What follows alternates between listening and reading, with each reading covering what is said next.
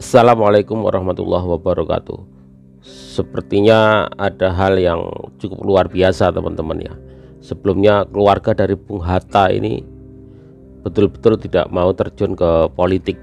Tetapi dengan pemilihan presiden 2024 ini secara mengejutkan, keluarga dari Bung Hatta, anak-anak beliau itu lebih condong ke arah Ganjar Mahfud. Ada apa ini teman-teman? Sebelumnya keluarga mereka itu jarang, dan bahkan kalau kita lihat rekam jejak mereka, keluarga dari Bung Hatta itu tidak mau terjun ke politik. Ada kegentingan apa sehingga mereka harus tampil ke politik untuk mendukung salah satu capres? Adakah hal yang cukup luar biasa sehingga mereka harus tampil ya untuk menentukan pilihan dan dukungan kepada salah satu capres? Mutia Hatta. Oh iya, saya berterima kasih nih Hatta. Bu Halidah, sehat Bu. Mana putrinya Asiana? Sudah Bu, sudah. Ya. Anak-anak Bung Hatta ziarah bareng ke makam Bung Hatta. Ya, duduk.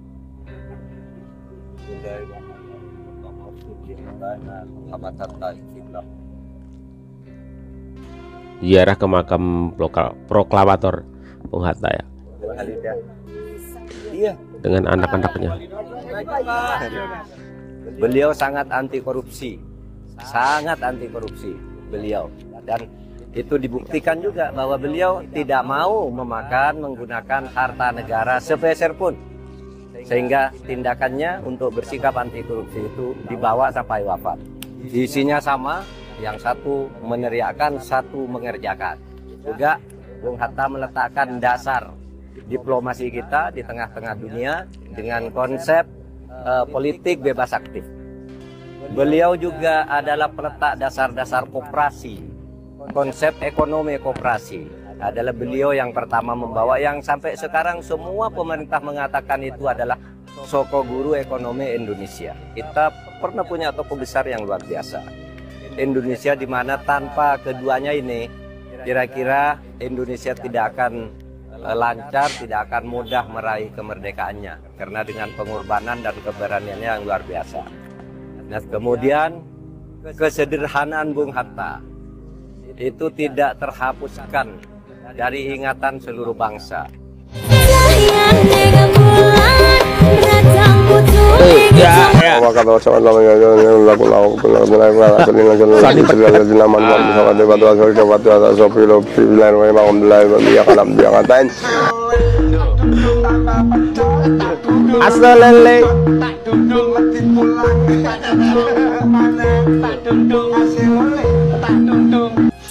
Assalamualaikum warahmatullahi wabarakatuh. Waalaikumsalam. Lihat videonya Bapak Prabowo yang lagi jogetan, terus terang saya merasa prihatin dan khawatir dengan masa depan negara Republik Indonesia yang kita cintai. Kenapa? Seakan-akan bahwa pemilihan presiden dan wakil presiden tahun 2024 nanti itu hanya dibikin seperti sendaguro dan permainan. Jadi saya prihatin bahwa nasib bangsa ke depan seperti dibuat sendaguro dan permainan saja, gitu. Karena bagi saya bahwa seorang capres dan cawapres tidak perlu berlaku seperti itu, jogetan dan sebagainya. Lebih elegan harusnya ya. Saya ingin melihat bagaimana Prabowo dan Gibran itu bisa menyampaikan gagasannya, program-programnya yang membuat kita yakin bahwa negara ini akan selamat kalau mereka menang. Itu saja sebenarnya. Programnya diandalkan selama ini adalah yang sering kita dengar adalah makan siang gratis, dan dimana bagi saya itu bukan program Jokowi sebenarnya. Kalau mereka mengatakan bahwa untuk melanjutkan program Jokowi, itu bagi saya nonsens. Jokowi tidak akan membuat program seperti itu, saya tahu pasti. Uang 480 triliun something per tahun pasti akan dimanfaatkan benar-benar untuk sesuatu yang bisa mengentaskan kemiskinan dan meningkatkan kesejahteraan rakyat Indonesia, pendidikan dan sebagainya. Kalau hanya makan siang gratis, untuk apa? Apakah benar ada efeknya sama untuk menurunkan stunting dan menambah gizi rakyat Indonesia hanya dengan makan siang gratis doang? Makan siang. Makanya saya prihatin sekali ya. Saya nggak tahu bagaimana nasib bangsa ini bila Prabowo dan Gibran itu menang. Itu saja. Apalagi Gibran ya.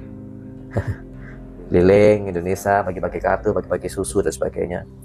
kemudian ada jalan sehat, cuma tanya bagaimana Bapak Ibu semuanya, sehat semua, sudah sarapan belum, hati-hati anaknya dijaga ya. Udah, waalaikumsalam. Sama sekali nggak dengar apa itu gagasannya, apa yang ditawarkan seorang cawapres di hadapan puluhan ribu rakyat yang memadati istilahnya apa itu untuk kegiatan Car Free Day atau jalan sehat. Nggak ada sama sekali. Benar-benar saya hanya berdoa, ya Allah, semoga bangsa ini selamat. Amin, amin. Kalaupun mereka nomor 2 yang menang, saya hanya bisa berdoa semoga bangsa ini selamat. Itu saja. Karena melihat track record bagaimana aktivitas yang sekarang dilakukan, sama sekali itu nggak mencerminkan bahwa mereka adalah seorang pasangan presiden dan wakil presiden yang mumpuni untuk memimpin bangsa ini. Dan bagi seluruh bangsa Indonesia, hati-hati dalam memilih pemimpin. Oke. Lihatlah track recordnya, bagaimana dia itu mau menjelaskan gagasannya, masuk akal atau tidak. Jadilah seorang pemilih yang rasional, bukan emosional. Please, kalau ingin negara yang besar ini selamat, itu saja. Dan menurut saya, hanya Ganjar Pranowo dan Pak Mahfud yang akan bisa menyelamatkan bangsa ini dan membuat bangsa ini maju ke depannya nanti. Itu saja dari saya. Oke, Assalamualaikum warahmatullahi wabarakatuh, dan tetap semangat. Selamatkan bangsa ini, wahai bangsa Indonesia. Waalaikumsalam. Semangat dan merdeka. Assalamualaikum. Halo, selamat sore teman-teman. Gue punya video pendek. Ini agak bersejarah menurut gue ya, dimana ada 3 anak Bung Hatta yang bersama dengan Pak Mahfud berziarah, dan Pak Mahfud memberikan pernyataan mengenai Bung Hatta. Selama ini saya tahu keluarga Bung Hatta itu yang berpolitik cuma 1 orang. Itu ya, maksudnya anak langsung ya. Kita nggak ngomong mantu dan lain-lain ya, tapi anak langsung Bung Hatta itu belum pernah ada yang 3-tiganya menemani satu calon presiden atau wakil presiden untuk memberikan pernyataan.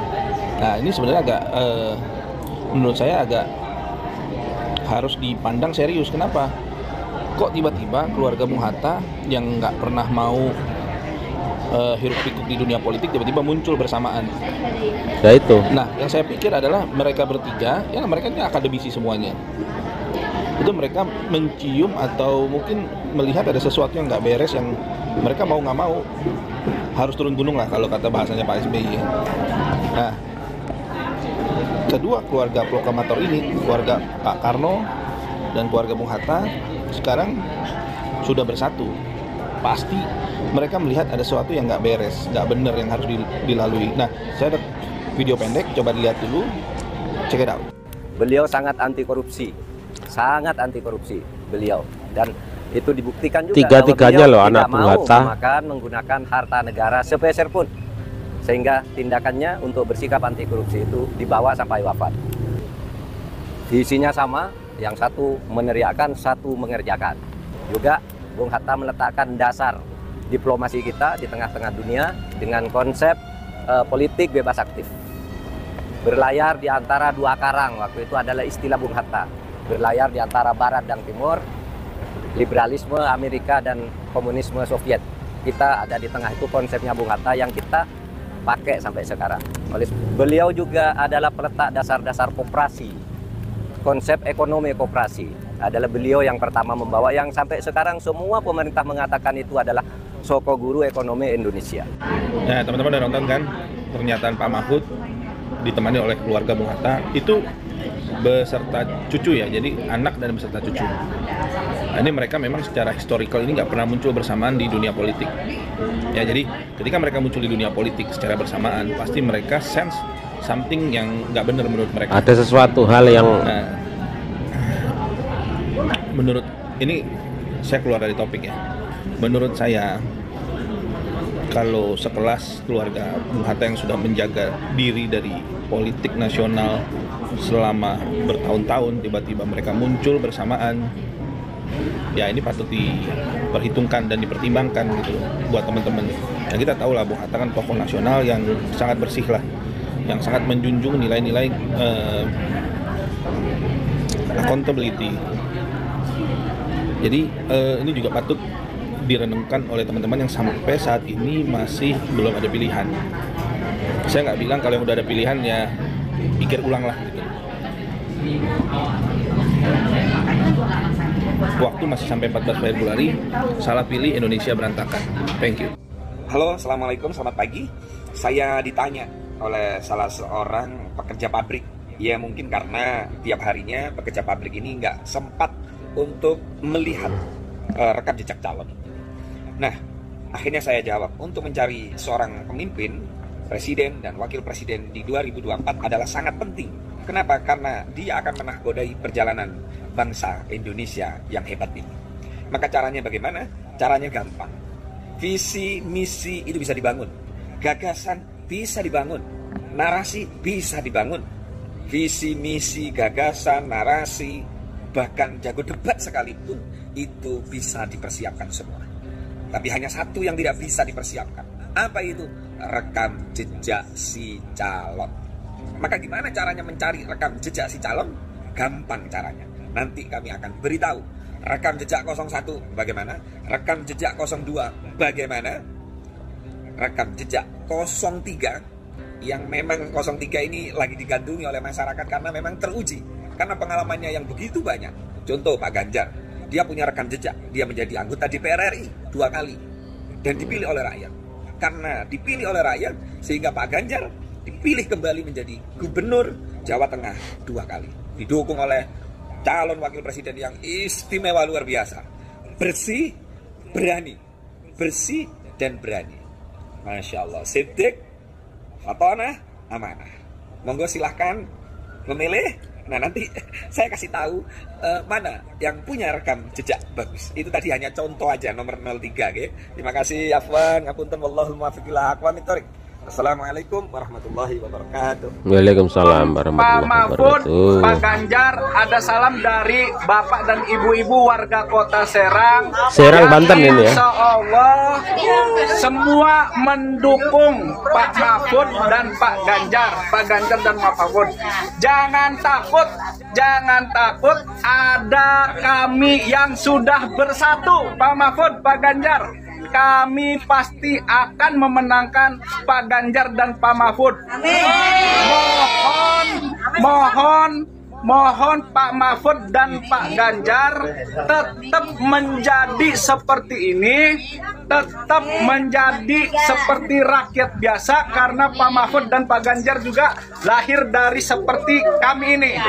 Kami berharap banyak kepada Pak Ganjar dan Pak Mahfud. Kami pasti bisa memenangkan Pak Ganjar dan Pak Mahfud. Merdeka!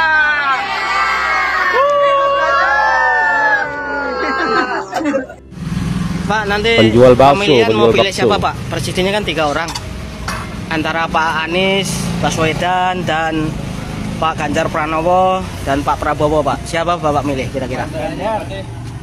Siapa Pak? Ganjar Pranowo. Ya. Kenapa milih Pak Ganjar Pak? Ya orang Jawa, kita orang Jawa. Oh gitu. Nah, terima kasih Pak ya. Ini saya izin, saya masukkan di YouTube, di TikTok Pak. Jadi apa adanya. Nah.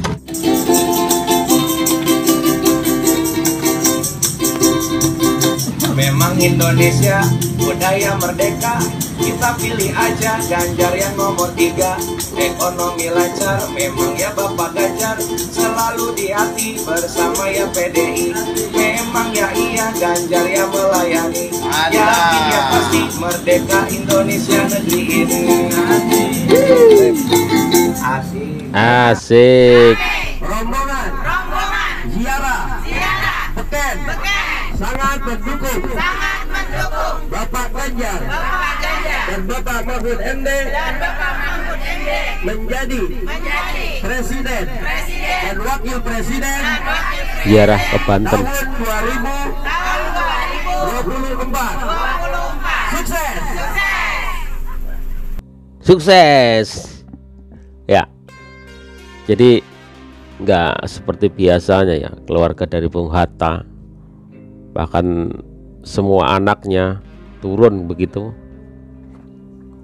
yang mendukung salah satu paslon gitu, nggak pernah terjadi sebelumnya teman-teman.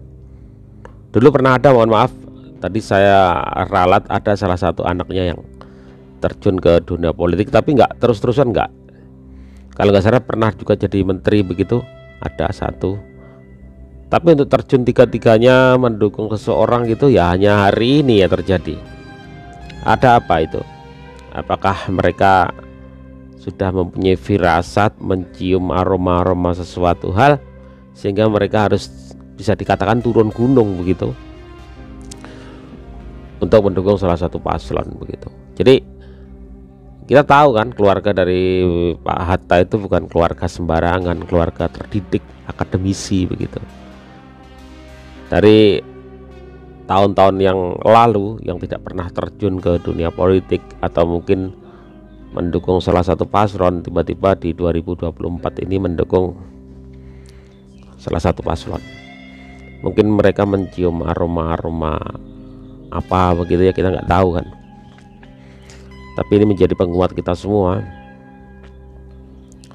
ya, penguat kita semua terhadap dukungan dari keluarga dari Bung Hatta. Jadi salam cerdas, salam waras.